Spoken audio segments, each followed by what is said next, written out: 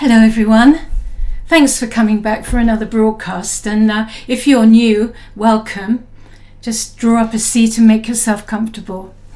Today I want to talk about the three forces that hold up the whole universe and about the importance of Eros. So let us begin. The three forces that hold up the whole universe are truth, goodness and beauty. This triad, which takes us beyond duality, are in fact three manifestations of the same reality. If it's true, it has beauty. If it's good, then it's true. And if it's beautiful, then it's good. This is true alchemically, mathematically, spiritually, musically. Everything we create that is a genuine expression from Source sings this song of praise to the heavens and beyond. This Triskeli was expressed in Vedic literature as Sat Chit Anand, truth, consciousness and bliss.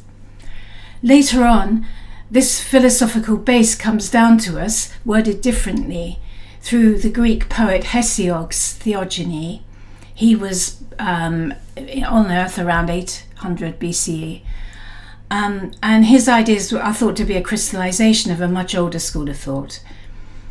But Hesiod called it the three pillars of truth, goodness and beauty. And once we start working with that model, we can see how we've been robbed of our birthright by the religion of science.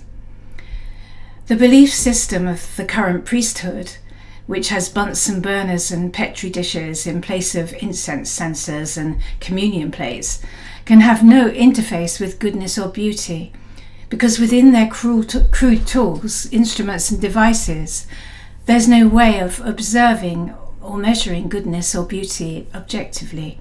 And if it cannot be measured, it has no value to them.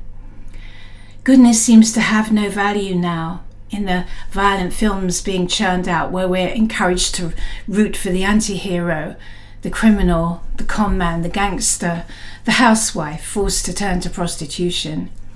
Truth has been demoted in the laboratory to mere objective observation, in the delusion that the observer can separate themselves from what they're observing.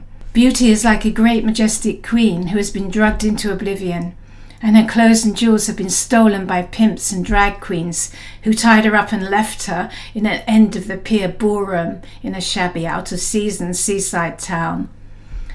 Thus, beauty needs to be awoken and rescued from this spiritual wasteland or wilderness within which we currently find ourselves. But to begin to appreciate a universe that is built on the essence of truth, the essence of goodness, and the essence of beauty is going to be about as simple as asking a monkey to write an encyclopedia. Now, I know they used to say that 100 monkeys would get there eventually, but that idea has been disproven lately, apparently by these scientists in their objective labs, so they could be wrong. But anyway, we have become separated from these three pillars of wisdom by thousands of years of cognitive evolution going in the wrong direction. We need help. We need a miracle. In fact, we need divine intervention. We need to ask the spirits to help us. And in my experience, there is no better god or goddess or any other garden variety of otherworldly spirit or entity to ask for assistance than Eros. Eros, just like everyone else in Greek mythology, has been much misunderstood in the past 2,000 years. Once the cosmological model of the triad of truth, beauty and goodness was discarded for a dualistic model, so his role as one of the four immortals representing all compelling beauty was also quickly forgotten, apart from in our dreams and secret desires. For Hesiod, Eros was the creative life principle of the world. It was Eros who formed a world space through the gap of chaos, otherwise known as Tartarus, the abyss and the night, out of which Gaia created heaven and day. Without the all-encompassing beauty of Eros, which is also true and good, nothing can live, nothing can thrive. Our lives are barren and meaningless. The desire to return to our true state, to our birthright of true goodness, like the prodigal son, is the desire represented by the all-beautiful Eros.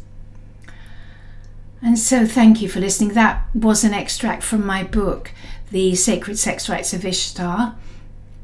And so if you want to know more about how to evoke Eros, I then go into that in that chapter. So I hope you enjoyed the broadcast today, and thank you for listening. Thank you.